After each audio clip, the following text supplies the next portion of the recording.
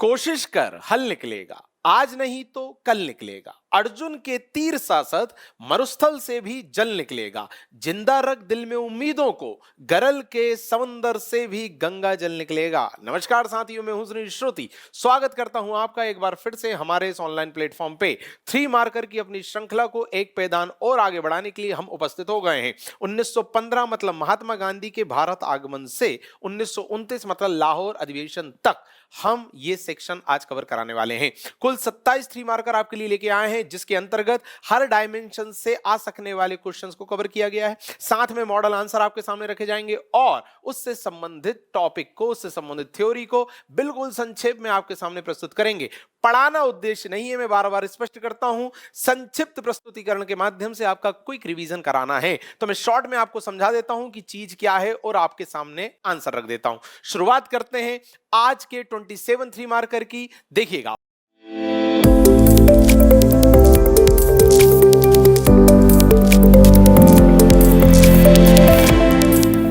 पहला three marker, Tolstoy firm. Mahatma Gandhi तो 1915 में भारत आए, पर उसके पहले भी उन्होंने बहुत अच्छे अच्छे काम कर चुके थे अफ्रीका में, तो उन्हें हम कैसे नजरअंदाज कर सकते हैं। टॉलस्टॉय फर्म 1910 में उन्होंने जोहान्सबर्ग में स्थापित किया था। उद्देश्य था वहां रह रहे भारतीयों को रोजगार उपलब्ध कराना। अब इन सारी बातों को थ्री मार्कर में कैसे लिखेंगे जरा देखिएगा।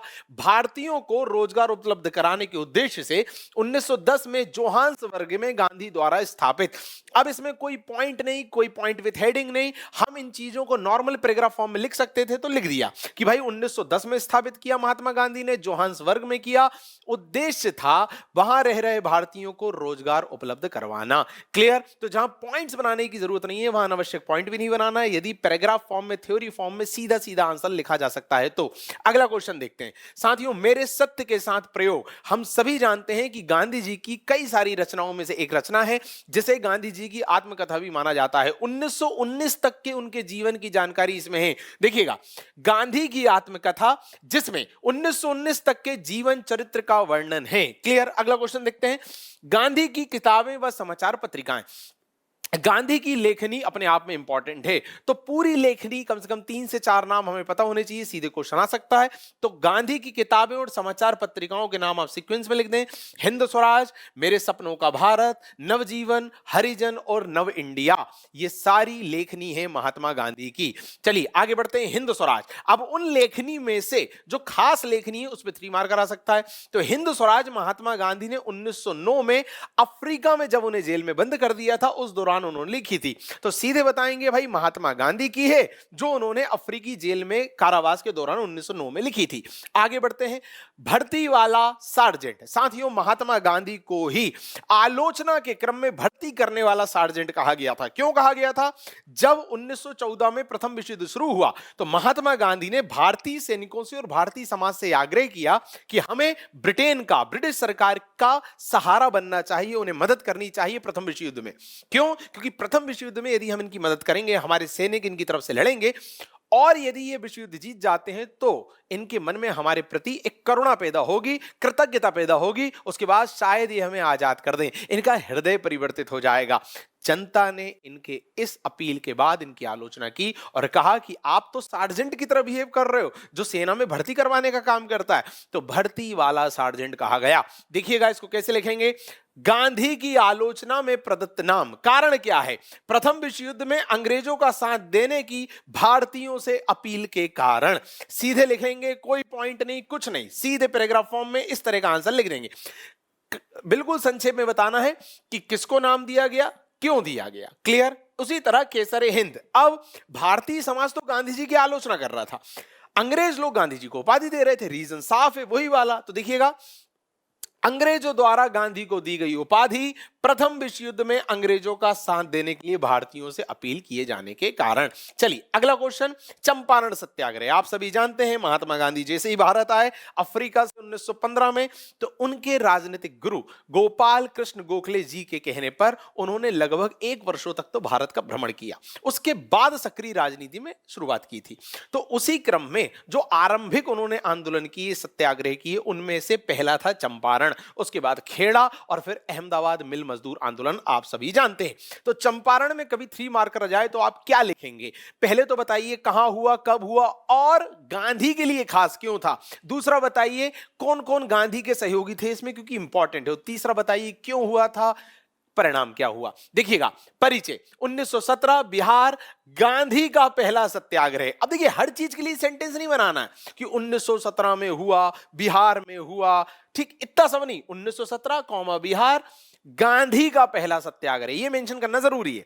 सहयोगी राजेंद्र प्रसाद, जेवी कृपलानी, महादेव देसाई, अनुग्रह नारायण सिंह। मैं बार बार कहता हूं कि यदि आपको जगह कम लग रही हो तो एक आध नाम आप कम लिख दो भाई, हर नाम बताना जरूरी नहीं होता, दो दो तीन तीन बता दो, काम हो जाएगा। अच्छा, कारण क्या था? तिनकठिया व्यवस्था। तिनकठिया मतलब नील की कृषि के लिए किसानों को बाध्य करना। जो प्रत्येक 20 कट्ठे होते थे जमीन के, उन प्रत्येक 20 में से 3 पे उन्हें नील की खेती करनी है, इस तरह की बाध्यता उनके ऊपर थी। नुकसान हो रहा था, भूमि बंजर हो रही थी, आवक कुछ हो नहीं रही थी। इस सब के विरोध में वो आंदोलन करना चाह रहे थे, तो गांधी उनके नेतृत्व में आए। तिनकठिया व्यवस्था नील कृषि वाला मामला था, उसके विरोध में। परिणाम क्या हुआ? व्यवस्था समाप्त कर दी गई। चलिए आगे बढ़ते हैं। तो देखिए सब बता दिया हमने, परिचय बता दिया, कब हुआ, कहां हुआ, और गांधी का पहला था ये भी बता दिया। इसके अलावा किन किन ने सहयोग दिया और कारण क्या था, साथ में परिणाम क्या हुआ, सारे डायमेंशन कवर कर दिए। कोशिश करना है संक्षेप में लिखना है। जैसा मैंने कहा, आपको यदि कंटेंट ज्यादा लग रहा हो तो आप बाकी की चीजें थोड़ा सा हटा सकते हैं। इतने नाम ना बता के कोई 2 नाम बता दो। क्लियर? चलिए आगे बढ़ते हैं। तिनकठिया व्यवस्था। अब वो जो व्यवस्था थी उस पर 3 मार्क करा सकता है, जिसके बारे में मैंने आपको बता दिया कि चंपारण मतलब बिहार में प्रत्येक 20 कट्ठे में से 3 कट्ठे पर नील की खेती करने के लिए किसानों को बाध्य करना। यह था तिनकठिया व्यवस्था। तिनकठिया नाम उसी से बना, तिन मतलब 3, कठिया मतलब कट्ठे, 20 में से 3 कट्ठे। देखिएगा क्या लिखा, कृषकों को उनकी भूमि के प्रत्येक 20 कट्ठे में से 3 पर नील की खेती करने की अनिवार्यता। परिणाम इस सब का क्या हुआ? 1917 में गांधी का चंपारण आंदोलन। चलिए आगे बढ़ते हैं। राजकुमार शुक्ल, ये नाम एमपीपीएससी में आ चुका है। कौन थे राजकुमार शुक्ल? चंपारण में जो तिनकठिया व्यवस्था के खिलाफ चंपारण आंदोलन गांधी ने किया, पहला सत्याग्रह गांधी ने किया, उसमें गांधी को आमंत्रित इन्हीं ने किया था। देखिएगा इनके बारे में, चंपारण बिहार के निवासी जिनके अनुरोध पर महात्मा गांधी ने नील कृषकों की समस्या निदान हेतु चंपारण आकर सत्याग्रह किया। चाहो तो ब्रैकेट में लिख देना 1917। क्लियर? जैसा मैं बार बार कहता हूं कि इतिहास की कोई घटना है, कोई गतिविधि है, उससे संबंधित यदि कोई वर्ष आपको पता है तो ब्रैकेट में जरूर लिखें। उसके लिए सेंटेंस मत बनाइए अलग से, बस ब्रैकेट में लिख दीजिए, नंबर मिल जाएंगे अच्छे खासे। खैर, तो कौन थे? चंपारण के निवासी थे। गांधी को आमंत्रित किया, गांधी ने कर दिया पहला सत्याग्रह। चलिए आगे बढ़ते हैं। खेड़ा आंदोलन। अब खेड़ा आंदोलन हो गया, इसमें भी किसानों के ऊपर अत्यधिक लगान आरोपित किया जा रहा था, इसलिए हुआ। इस बार गांधी के सहयोगी थे विट्ठल भाई पटेल, सरदार वल्लभ भाई पटेल, इंदुलाल याग्निक। परिणाम ऑब्वियसली गांधी की सफलता। यह गांधी का पहला वास्तविक सत्याग्रह था, क्योंकि ऐसा माना जाता है कि चंपारण में सत्याग्रह करने की नौबत नहीं आई थी, पहले ही उन्होंने उनकी मांग मान ली थी। यहां पर पहली बार सत्याग्रह किया था। तो 3 बातों को उसी पैटर्न में हमने लिखा। देखिएगा, परिचय 1918 गुजरात, लगान विरोध में गांधी का पहला वास्तविक सत्याग्रह। पहला वास्तविक सत्याग्रह, देखिए उधर हमने लिखा था पहला सत्याग्रह, ठीक। दूसरा किन किन ने साथ दिया और तीसरा परिणाम क्या हुआ। अहमदाबाद मिल मजदूर आंदोलन, सेम पैटर्न। परिचय भाई 1918, ईयर बता दो। क्या था मामला? प्लेग बोनस पर रोक का विरोध। साथियों, प्लेग नाम की बीमारी फैल गई थी, तो जो मिल मालिक हैं वो अपने मजदूरों को प्लेग बीमारी से निपटने के लिए सैलरी के अलावा अतिरिक्त बोनस भी देते थे। पर जैसे ही प्लेग बीमारी खत्म हुई, उन्होंने बोनस देना बंद कर दिया, स्वाभाविक सी बात है। पर मजदूरों का यह कहना था कि भाई जो आप बोनस दे रहे हो ये कंटिन्यू रखो। उन्होंने कहा क्यों रखें? उन्होंने कहा इसलिए रखो क्योंकि मार्केट में हर वस्तु की कीमत बढ़ चुकी है, महंगाई आ चुकी है, हमारा प्लेग नाम की बीमारी खत्म हो गई है पर वस्तुओं की कीमत तो बढ़ गई है। रीजन था प्रथम विश्व युद्ध और भी कई घटना। तो प्रथम विश्व युद्ध चल रहा था, 10 तरह की चीजें चल रही थी, महंगाई बढ़ रही थी, तो इनका कहना था प्लेग बोनस बंद मत करो, कंटिन्यू रखो। ये सीधी सी मांग थी। गांधी जी को बुलाया भैया, तो गांधी जी ने प्रथम भूख हड़ताल करी। ये इसलिए इंपॉर्टेंट है, पहला वाला था चंपारण, गांधी जी का पहला सत्याग्रह। दूसरा था गांधी जी का वास्तविक सत्याग्रह, और यह था गांधी जी की पहली भूख हड़ताल। चलिए प्रमुख सहयोगी अनुसुईया बेन, जो मिल मालिक थे उन्हीं की बहन गांधी जी के सहयोग में थी, हम सभी जानते हैं।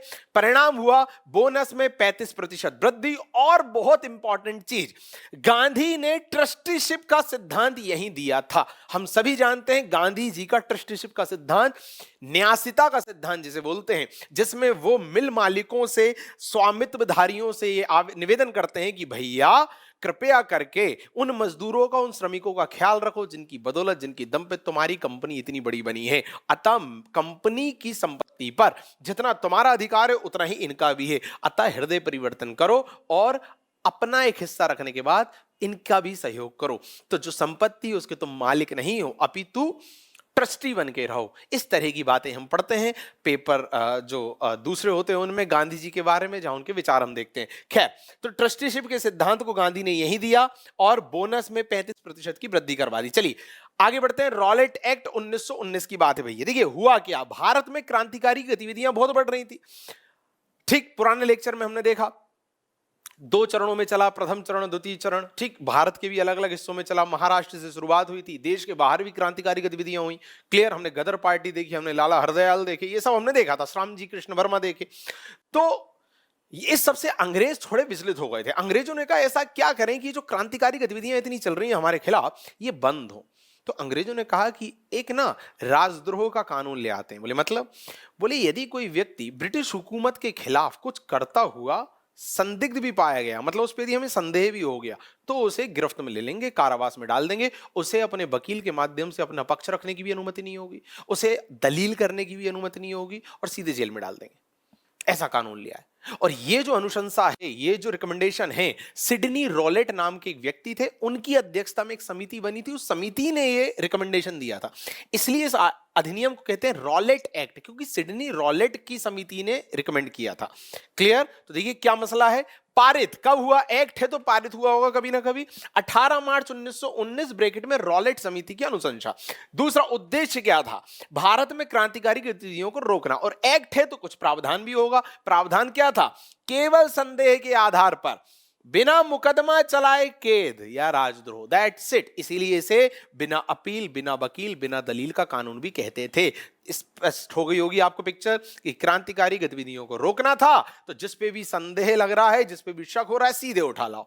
इससे क्या होगा कि डर का माहौल पैदा होगा कि सरकार भैया किसी को भी उड़वा लेगी, अतः इनके खिलाफ कोई काम मत करो। ठीक, आगे बढ़ते हैं।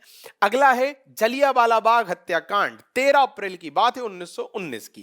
हो क्या रहा था? ये जो रॉलेट एक्ट आया, अब रॉलेट एक्ट के विरोध में गांधी जी ने बोला कि हम भैया आंदोलन करेंगे, बैठकें करेंगे। ठीक है भाई। तो गांधी जी जा रहे थे तो उन्हें पंजाब और इन क्षेत्रों में प्रवेश करने से रोक दिया अंग्रेजों ने। ठीक, फिर पंजाब के कुछ बड़े नेता थे, सैफुद्दीन किचलू थे, सत्यपाल थे, उन्हें अरेस्ट कर लिया अंग्रेजों ने, नजरबंद कर लिया पहले, सिर्फ इस शक पर कि कहीं तुम कोई गतिविधि ना करो अंग्रेजों के खिलाफ। अब उनकी गिरफ्तारी के विरोध में पंजाब के जलियांवाला बाग में एक शांतिपूर्ण सभा चल रही थी, हम सभी जानते हैं। उस शांतिपूर्ण सभा के आयोजन के दौरान जनरल ओ डायर वहां पहुंचता है। उस सभा को वो असंवैधानिक, गैर कानूनी घोषित करता है और अपने सिपाहियों को गोली चलाने का आदेश दे देता है, बिना भीड़ को चेतावनी दिए आदेश दे देता है। और हम सभी जानते हैं कि 376 या 9 ब्रिटिश आंकड़ों के अनुसार और 1000 भारतीय आंकड़ों के अनुसार लोग शहीद हुए थे, मारे गए थे। इस पूरे प्रकरण को जलियांवाला बाग हत्याकांड कहते हैं। तो कहानी देखिए, 3 मार्कर कैसे लिखेंगे। 13 अप्रैल 1919 जनरल ओ डायर द्वारा शांतिपूर्ण सभा पर बिना चेतावनी के गोली चलाए जाने का निर्देश, जिसमें 379 औपनिवेशिक आंकड़े, 1000 भारतीय आंकड़े, लोग मारे गए। क्लियर? तो ये सारी पिक्चर बिल्कुल संक्षेप में आप इस तरह से प्रेजेंट कर देंगे। चलिए आगे बढ़ते हैं। ऊधम सिंह। अब जलियांवाला बाग का जो हत्यारा था, इसकी पिक्चर इनके दिमाग में, इनके मस्तिष्क में उतर गई थी कि भैया इसको मारना।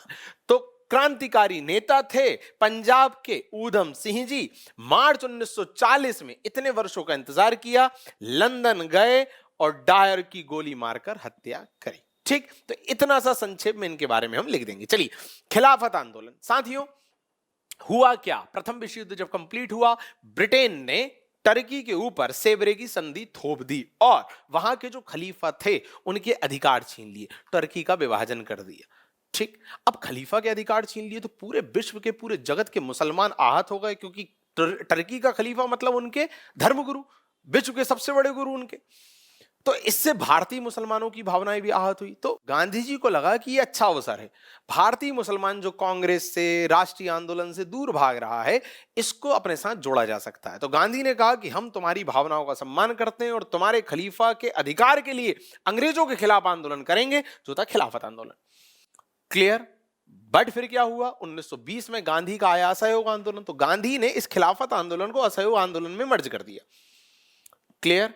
और फिर मुस्तफा कमाल पाशा आ जाते हैं, उनका शासन स्थापित हो जाता है वहां पर, और वो खलीफा के पद को ही खत्म कर देते हैं। तो ये जो आंदोलन था इस तरह से समाप्त हो जाता है। क्लियर। दो रीजन होते हैं, एक तो असहयोग आंदोलन में उसका विलय हो गया, और दूसरा मुस्तफा कमाल पाशा ने पद को ही खत्म कर दिया खलीफा के, तो कोई बात ही नहीं है। ये पूरी कहानी खिलाफत आंदोलन 3 मार्कर। कारण तुर्की खलीफा के अधिकार समाप्ति, ब्रैकेट में लिखा है सेवरे की संधि। नेतृत्व मोहम्मद अली शौकत अली द्वारा 1919 में। परिणाम असहयोग आंदोलन में विलय। क्लियर। इस चक्कर में गांधी पे आरोप भी लगता है कि आपने खिलाफत को असहयोग आंदोलन में मिला के देश में सांप्रदायिकता को बढ़ाया, धर्म के आधार पर चीजों को बढ़ाया। खैर, जुलू वोयर, ये भी गांधी को उपाधि दी गई थी अंग्रेजों द्वारा। युद्ध में अंग्रेजों को उन्होंने चिकित्सीय सहायता उपलब्ध कराई थी। जुलू व वोयर के युद्ध में चिकित्सीय सहायता देने के उपरांत अंग्रेजों द्वारा गांधी को दी गई उपाधि। चलिए अगला, वरसाद आंदोलन। देखिए, असहयोग आंदोलन जब गांधी जी चला रहे थे, तो असहयोग आंदोलन हो, सविनय अवज्ञा आंदोलन हो या भारत छोड़ो आंदोलन हो, इन्हें हम अखिल राष्ट्रीय आंदोलन का दर्जा भी देते हैं। क्यों देते हैं भाई? क्योंकि इनका जो मूल भावना थी, इनका जो मूल सिद्धांत था, वो पूरे देश में अलग अलग क्षेत्र की अलग अलग परिस्थितियों के हिसाब से क्षेत्रीय नेताओं ने लागू किया था। मतलब असहयोग आंदोलन में जब गांधी ने कहा कि असहयोग की नीति अपनाना है अंग्रेजों के साथ, इनको किसी तरह का सहयोग नहीं देना है, तो हर क्षेत्र में अलग अलग क्षेत्रीय नेताओं ने अपने अपने स्तर पर असहयोग की नीति अपनाई। तो चूंकि एक सिद्धांत अखिल राष्ट्रीय स्तर पर क्षेत्रीय विविधता के हिसाब से समायोजित होकर लागू हो गया, तो विविधता में एकता आ गई और यह चीज अखिल राष्ट्रीय हो गई। क्लियर। तो उसी के क्रम में असहयोग जब लागू करना था, उसी के क्रम में वरसाद मतलब गुजरात में 1923 में चालू हुआ। असहयोग का ये एक क्षेत्रीय विस्तार था।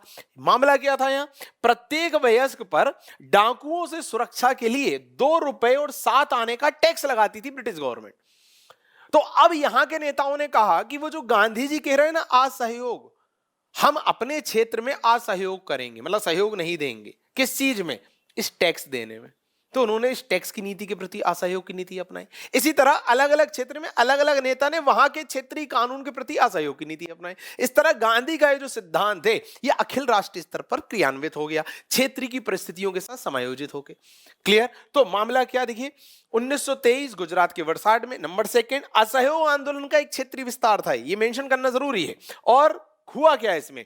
प्रत्येक वयस्क पर डाकुओं से रक्षा हेतु 2 रुपए 7 आने का कर लगाया जाता था। यह कारण था आंदोलन का, इसके विरोध में हुआ था। ठीक। अगला आइए, वाइकुम सत्याग्रह। यह भी असहयोग का क्षेत्रीय विस्तार था, जैसा मैंने कहा। अब वाइकुम क्षेत्र में वहां पर मंदिर प्रवेश को लेकर जो कानून बने थे, उनके प्रति असहयोग की नीति।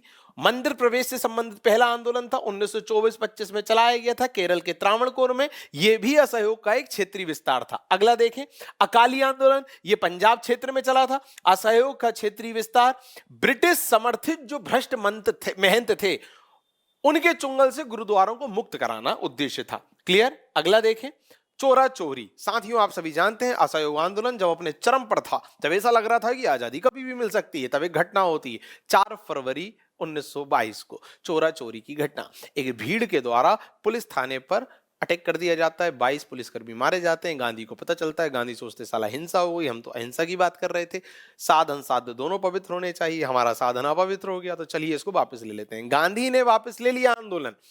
इस घटना के बाद कौन सा? असहयोग आंदोलन। 4 फरवरी को घटना हुई, 12 फरवरी को गांधी जी ने वापस ले लिया। अलग अलग लोग अलग अलग तरह से इसकी व्याख्या करते हैं। कुछ लोग बोलते हैं गांधी ने सही किया, कुछ लोग बोलते हैं गांधी ने गलत किया। चलिए, वो अलग चर्चा का विषय। फिलहाल इधर देखते हैं, 4 फरवरी 1922 को चोरा चोरी उत्तर प्रदेश में भीड़ द्वारा पुलिस थाने में आग लगाने से 22 पुलिसकर्मी की मृत्यु। ये हो गया प्रकरण। एक 1.5 लाइन में 2 लाइन मान लो आपकी।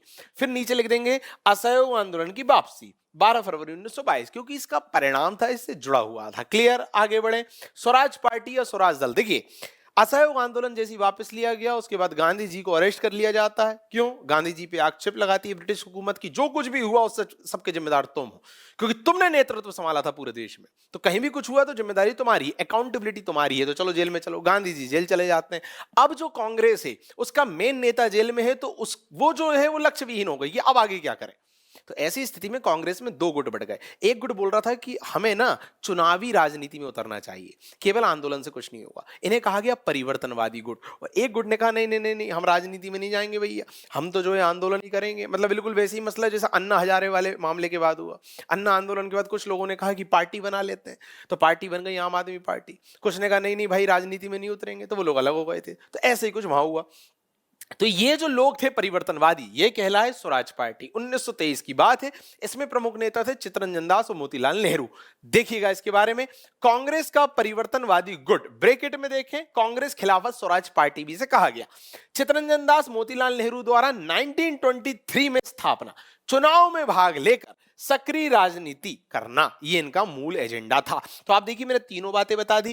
कांग्रेस का एक परिवर्तनवादी गुट था, नाम भी ब्रैकेट में बता दिया, कांग्रेस खिलाफत पार्टी। दूसरे में नाम बता दिए किन किन नेताओं ने इसकी स्थापना करी और कब करी, 1923। और तीसरे में बता दिए इनका मेन एजेंडा क्या था, तो चुनाव में भाग लेकर राजनीतिक सक्रियता। क्लियर? आगे बढ़ते हैं। गांधी दास समझौता। अब गांधी जी जेल से छूट के बाहर आते हैं। अब चित्तरंजन दास और गांधी की भी समझौता होता है, जिसमें गांधी जी इस बात पे एग्री हो जाते हैं कि ठीक है, ये जो कांग्रेस का एक गुट है जो चुनाव लड़ना चाह रहा है, इसको हम अलाउ कर देते हैं। क्यों? यदि नहीं करते तो कांग्रेस पार्टी टूट जाती। उस सबसे रिलेटेड था। तो देखिएगा, कोई समझौता है तो ऑब्वियसली दिनांक बतानी पड़ेगी। दिनांक नवंबर 1924। उद्देश्य क्या था? स्वराजियों व कांग्रेसियों में समन्वय। कांग्रेसी मतलब जो परिवर्तन विरोधी थे, स्वराजी मतलब जो परिवर्तन चाह रहे थे, उनमें समन्वय। स्वीकृति, बेलगांव कांग्रेस अधिवेशन में इस चीज को स्वीकृति दी गई।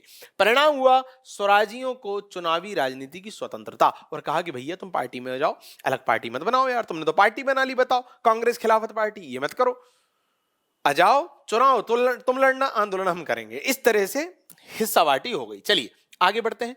साइमन कमीशन, देखिए 1919 में भारत सरकार अधिनियम आया, उससे पहले 1909 में आया था। अलग अलग टाइम पे ब्रिटिश हुकूमत अलग अलग अधिनियम लाती थी, एक्ट लाती थी, आपको पता है। और हर एक्ट में वो ये देखती थी कि यार पिछले एक्ट में क्या कमी रह गई, उसकी पहले रिसर्च करती थी, अगले एक्ट में कुछ सुधार के साथ अगला एक्ट लाती थी, ताकि भारत पे शासन किया जा सके। तो 1919 में जो एक्ट आया था उसकी वो जांच करना चाह रही थी कि इसके परिणाम कैसे रहे, अच्छे रहे, बुरे रहे, कुछ संशोधन करके फिर हम अगला कानून लाएंगे। ठीक, तो उसकी जांच करने के लिए साइमन कमीशन भारत आता है, साइमन की अध्यक्षता में। क्लियर? जब वो भारत आता है तो भारत के लोग उसका विरोध करते हैं, आप सभी जानते हैं, क्योंकि उस कमीशन में एक भी भारतीय नहीं था। इसे व्हाइट मैन कमीशन भी कहते हैं। और जब इस कमीशन ने अपनी रिपोर्ट वहां जमा करी थी ब्रिटेन में, उन रिपोर्ट के आधार पर ही गोलमेज सम्मेलन का आयोजन हुआ था। तो इसका संबंध गोलमेज सम्मेलन से भी है। अब इस सबको कैसे लिखेंगे, देखिएगा। उद्देश्य, भारत शासन अधिनियम 1919 की जांच करना, नंबर सेकेंड। गठन हुआ नवंबर 1927 में, जॉन साइमन अध्यक्षता में 7 सदस्यीय था, अन्य नाम था व्हाइट मैन कमीशन। परिणाम हुआ गोलमेज सम्मेलन का आयोजन। क्लियर? तो क्यों आया, किसकी अध्यक्षता में आया, क्या परिणाम हुआ? तो परिणाम हुआ गोलमेज सम्मेलन का आयोजन। अगला है नेहरू समिति। अब जब साइमन कमीशन भारत आया, उसमें एक भी भारतीय नहीं था, तो भारतीयों द्वारा विरोध हुआ। अब विरोध हुआ तो जो भारत सचिव था, वर्किंग हेड, वो नाराज हो गया। उन्होंने कहा साला तुम्हें बहुत तेज चाहिए कि हमें हर चीज में शामिल करो, तो जाओ मैं तुम्हें चैलेंज करता हूं कि तुम अपनी दम पर खुद के देश का एक संविधान बना के बताओ, और ऐसी चीज बना के बताओ जिसमें तुम सब सहमत हो जाओ, क्योंकि उन्हें मालूम था कि इतने बटे हुए हैं आपस में, किसी एक चीज पे सहमत नहीं हो सकते। तो वर्किंग हेड ने भारतीयों को चुनौती दी, उस चुनौती को एक्सेप्ट किया भारतीय लोगों ने, और एक समिति बनाई मोतीलाल नेहरू की अध्यक्षता में, जिसे कहते हैं नेहरू समिति। नेहरू समिति ने अपनी एक रिपोर्ट तैयार करी, जिसे कहा गया भारत का पहला लिखित औपचारिक संविधान, और प्रस्तुत किया कि देखो हमने बना दिया अपना एक संविधान। परंतु हुआ वही, उनकी उस रिपोर्ट, मतलब उनकी उस लिखित संविधान पे भारतीय लोग ही सहमत नहीं थे। अंग्रेज लोग क्या होते, भारतीय लोग क्यों सहमत नहीं थे? क्योंकि उस रिपोर्ट में, उस संविधान में उन्होंने डोमिनियन स्टेटस की मांग की थी। मतलब अंग्रेजों से कहा था कि हमें पूरी तरह आजाद मत करो, ब्रिटिश क्राउन के अंतर्गत हमें हमारे देश में शासन करने का अधिकार दे दो, पूरी तरह आजादी हमें नहीं चाहिए। इस चीज का खुद भारतीयों ने भी विरोध किया। कालांतर में इनके ही पुत्र जवाहरलाल नेहरू और उसके बाद जो युवा नेता थे उस समय के, सुभाष चंद्र बोस, इन सब ने पूर्ण स्वराज का नारा दिया, अलग अलग अधिवेशन करे, अलग अलग संगठन स्थापित कर लिए, ये सब हम आगे देखते हैं। तो देखिएगा, नेहरू समिति क्या है, परिचय 11 मई 1928 में मोतीलाल नेहरू की अध्यक्षता में गठित 9 सदस्यीय समिति। एक तो परिचय ये हो गया। कार्य क्या किया इसने, नेहरू रिपोर्ट या पहला लिखित औपचारिक संविधान बनाया। परिणाम क्या हुआ, अस्वीकृति हो गई, ब्रैकेट में डोमिनियन स्टेटस की मांग। तो एक क्वेश्चन तो ये आएगा, नेहरू समिति सब बता दिया, कब गठित, काम क्या किया, परिणाम क्या हुआ, क्लियर। अगला देखें, नेहरू रिपोर्ट पे भी आ सकता है 3 मार्कर। तो वो जो नेहरू जो रिपोर्ट उन्होंने बनाई थी उस पे 3 मार्कर आए तो क्या लिखेंगे, वर्किंग हेड की चुनौती पश्चात नेहरू समिति ब्रैकेट में अध्यक्ष मोतीलाल नेहरू द्वारा तैयार भारत का पहला लिखित औपचारिक संविधान ब्रैकेट में 1928, ईयर बकायदा मेंशन करना, डोमिनियन स्टेटस की मांग रखी गई। ठीक, ये सारी बातें कंप्लीट हो गई। चलिए आगे बढ़े। ऑल इंडिया इंडिपेंडेंस लीग, वही जैसा मैंने बताया, जवाहरलाल नेहरू, सुभाष चंद्र बोस, सत्यमूर्ति जैसे युवा राष्ट्रवादियों ने इसका गठन किया, मतलब स्थापना करता थे ये लोग। कब स्थापना की, नवंबर 1928 में। उद्देश्य क्या था, जो नेहरू रिपोर्ट में डोमिनियन स्टेटस की लोग मांग कर रहे थे उसका विरोध करना। देख रहे हैं आप, गठन कब हुआ, कोई भी चीज है उसके गठन का वर्ष पूछा जाएगा, किसने गठन किया ये पूछा जाएगा, उद्देश्य होगा कुछ ना कुछ, तो उद्देश्य था नेहरू रिपोर्ट का विरोध करना। चलिए, कांग्रेस का लाहौर अधिवेशन साथियों 1929 में हुआ, बताने की जरूरत नहीं, लाहौर में ही हुआ नाम से दिख रहा है। अध्यक्ष थे जवाहरलाल नेहरू जी। और इस अधिवेशन में, अब चूंकि अधिवेशन हुआ तो कुछ निर्णय लिए गए होंगे, तो निर्णय क्या थे, पहला तो इसके बाद इन्होंने पूर्ण स्वराज का नारा दिया, वो जो डोमिनियन स्टेटस था उसके विरोध में। नंबर 2, इसी अधिवेशन के माध्यम से गांधी जी के नेतृत्व में सविनय अवज्ञा आंदोलन भविष्य में हम करेंगे, इस बात पे मोहर लगाई गई, स्वीकृति दी गई। देखिएगा, आयोजन दिसंबर 1929, अध्यक्ष जवाहरलाल नेहरू, कार्य क्या था, पूर्ण स्वराज का नारा और सविनय अवज्ञा आंदोलन की घोषणा। That's it, clear. ये थे कुल 27 3 मार्कर 1915 से लेके 1929 के बीच तक। अगले सेक्शन में अगले टॉपिक के साथ कुछ 3 मार्कर के साथ मिलेंगे। बहुत बहुत धन्यवाद।